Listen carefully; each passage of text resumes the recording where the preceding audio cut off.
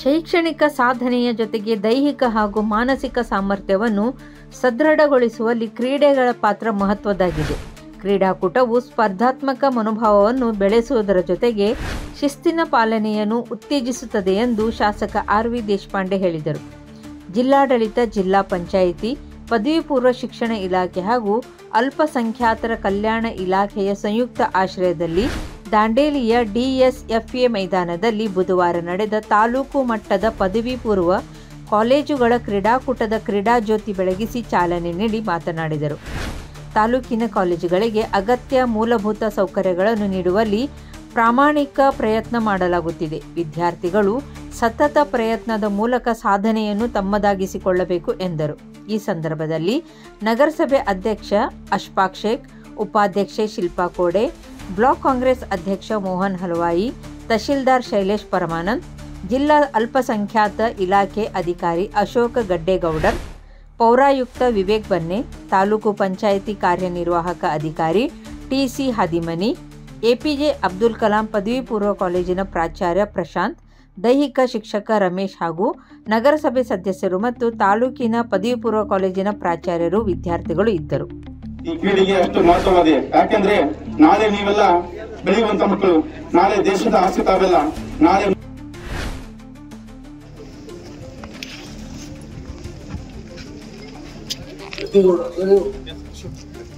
ಗದ್ದಿಗೌಡ ಅವರೇ, ಈ ಕ್ರೀಡೆಯಲ್ಲಿ ಭಾಗವಹಿಸುವ 7 ಶಾಲೆಗಳೇನು, 6 ಜೂನಿಯರ್ ಕಾಲೇಜುಗಳು ವಿದ್ಯಾರ್ಥಿ ಬೇರೆ,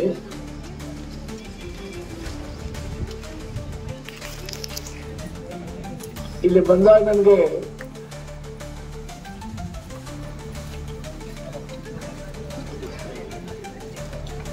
ನನ್ನ ಸ್ನೇಹಿತರಾದಂಥ ಹಿರೇನ್ ಪಟೇಲ್ ಅವರು,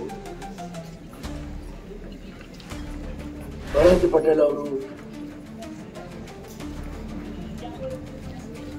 ಹಿರೇನ್ ಪಟೇಲ್ ಮಿಸ್ಸೆಸ್ಸು, ಲಾಲ್ಭಾಯಿ ಪಟೇಲ್ ಅವರು, ಅವ್ರನ್ನೇನು ಬರ್ತಾರೆ. ಸಣ್ಣ ಮಗು ಇದ್ದಾಗ ನನ್ನ ದಿವಂಗತ ಪೂಜೆ ತಂದೆಯವ್ರ ಜೊತೆ ಅವ್ರ ಮನೆಗೆ ಇಲ್ಲಿ ಬಂದಿದ್ದೆ. ದಾಂಡೇಲಿ ಫೆರೋರಾಗ್ ಅಂದ್ರೆ ಒಂದು ಆದರ್ಶವಾದ ಕೈಗಾರಿಕೆ. ಗೋಲ್ಡ್ ಮೈನ್ ಇತ್ತು, ಗೋಲ್ಡ್ ಮೈನ್.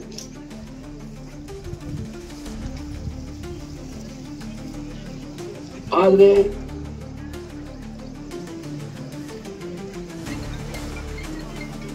ಲಾಲ್ಭಾಯಿ ಅವರು ದೇವಾಜ್ಞೆ ಆದ ನಂತರ ಹಿರೇನ್ ಪಟೇಲ್ ಇಲ್ಲೇ ಬಂಗಳೂರಿನಿಂದ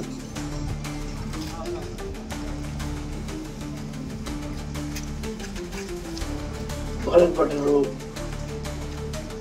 ಈ ಕೈಗಾರಿಕೆ ಮುನ್ನಡೆಸುವುದು ಚೆನ್ನಾಗಿ ನೋಡಿ. ಇಲ್ಲಿ ಕಾರ್ಮಿಕರು ಬಹಳ ಒಳ್ಳೆಯವರು, ಬಹಳ ಸಜ್ಜರು. ಮಾಲೀಕರು ಮತ್ತು ಕಾರ್ಮಿಕರಲ್ಲಿ ಬಹಳ ಪ್ರೀತಿ ವಿಶ್ವಾಸ ಇತ್ತು. ಆ ದುರ್ದೈವದಿಂದ ಕೈಗಾರಿಕೆಗೆ ಕಚ್ಚಾ ಮಾಲಿನ ರಾ ಮೆಟೀರಿಯಲ್ ಸಿಗದೆ ಕೈಗಾರಿಕಾ ಬಂದಾಯಿತು. ನಾ ಅವ್ರಿಗೆ ಶಿವಮೊಗ್ಗದಲ್ಲಿ ಒಂದು ಮೈನು ಮಂಜೂರು ಮಾಡಿದೆ. ಆ ಮೈನಿನ ಉಪಯೋಗ ಆದರೆ ಕೈಗಾರಿಕೆ ಇನ್ನೂ ನನಗೆ ಸಾಧ್ಯ. ಆದರೆ ಆರ್ಥಿಕ ವ್ಯವಸ್ಥೆ ಬಹಳ ಕಷ್ಟದ ಮೂಲಕ ಆ ಮೈನು ಸಹ ಮಾರಾಟ ಮಾಡಿ. ಆದರೆ ಅವ್ರು ನೆನೆಸೋದು ನನ್ನ ಕರ್ತವ್ಯ. ಡಿಎಪಿ ಆಫೀಸರ್ ಕೇಳಿದೆ, ಈಗ ಮಕ್ಕಳೇ ಒಬ್ಬ ಧಾರವಾಡದಲ್ಲಿ ಮಗ ಕಲಿತದಾನೆ, ಒಬ್ಬ ಬೆಂಗಳೂರಿಗಾದ್ರೆ ಹೆಚ್ಚಿನ ಮಾಹಿತಿ ಅವ್ರ ಕಡೆಯಿಂದ ನನಗೆ ಸಿಕ್ಕಿಲ್ಲ. ಕ್ರೀಡೆ ಬಂಧನ ಇದು ಯಾಕೆ ನೀವು ಹೇಳಿದ್ರಿ ಅಂತ ಕೇಳ್ಬೋದು. ಯಾಕಂದ್ರೆ ಇದೆಲ್ಲ ಬಂಗಾರ ನಿಂತು ಗ್ರೌಂಡ್ ಸಹ ಬಹಳ ಚೆನ್ನಾಗಿ ಮೇಂಟೈನ್ ಮಾಡ್ತಿದ್ವಿ. ಸ್ಟೇಡಿಯಂದಲ್ಲಿ ರೆಗ್ಯುಲರ್ ಮ್ಯಾಚಸ್ ಆಗ್ತಿತ್ತು.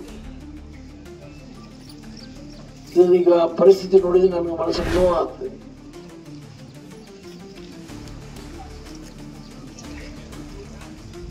ಇಲ್ಲಿ ಕೇವಲ ಕ್ರೀಡೆಗಳು, ಅದು ಅಥ್ಲೆಟ್ ಮೀಟ್ ಇರ್ಬೋದು, ಅದು ಫುಟ್ಬಾಲ್ ಇರ್ಬೋದು, ಅದು ಕ್ರಿಕೆಟ್ ಇರ್ಬೋದು, ರೆಗ್ಯುಲರ್ ಆಗಿ ನಡಿಬೇಕು. ಅದಕ್ಕೆ ಏನು ವ್ಯವಸ್ಥೆ ಆಗಬೇಕು ಅದು ಮಾಡೋದು. ಅದರ ಬಗ್ಗೆ ದಾಂಡೇಲಿ ನಗರಸಭೆ ಆಸಕ್ತಿ ತಗೊಂಡು ಕಮಿಷನ್ ಬಂದಾರೇನು, ತಹಶೀಲ್ದಾರ್ ದಾಂಡೇಲಿ ಕಮಿಷನರ್ ಅವರು ಜನಪ್ರತಿನಿಧಿ ಜೊತೆ ಚರ್ಚೆ ಮಾಡಿ ಒಂದು ನಕ್ಷೆ ತಯಾರು ಮಾಡಿ. ಜಗ ಡೇಪೇನೆ ಅದು ನಮ್ಮ ಜಗದ ಮೇಲೆ ಕಣ್ಣಿಲ್ಲ. ಆದ್ರೆ ಆಕ್ಟಿವಿಟೀಸ್ ನಡಿಬೇಕು. ಇದು ಸ್ಮಶಾನ ಭೂಮಿ ಆಗಬಾರ್ದು. ಮಂಟಪ ತಿಳ್ಕೊಬಾರ್ದು. ನಾ ಮಾತಾಡಿದ್ವಿ ಇವತ್ತು ನನ್ನ ಕಣ್ಣಿಗೆ ಏನ್ ನೋಡ್ತಾ ಇದ್ದೇನೆ ನಾನು ನೋಡಿ, ಅಲ್ಲಿ ಹುಲ್ ಬೆಳ್ತಿದೆ, ಯಾವ ಡುಳವಿಲ್ಲ, ಗ್ರೌಂಡ್ ನೋಡಿ ಅಲ್ಲಿ ಲೆವೆಲ್ ಗ್ರೌಂಡ್ ಇದೆ. ಹಾಗಾಗಿ ಯಾರು ಇದು ನಿರ್ಮಾಣ ಮಾಡಿದ್ರು ಬಹಳ ದೇವ್ರನ್ನ ಜನ ಸಜ್ಜನರು ಅವ್ರು ಸ್ಮರಿಸ್ಬೇಕು. ನಾವು ಅವ್ರು ಇವತ್ತು ಯಾರು ಇಲ್ಲ ಇಲ್ಲಿ ಕೇಳಲಿಕ್ಕೆ. ತಂದೆಯವರು ನ್ಯಾಯವಾದಿ ಇದ್ರು, ನಾ ಅವರ ನ್ಯಾಯವಾದಿ ಕೆಲಸ ಮಾಡ್ತಿದ್ದೇವೆ.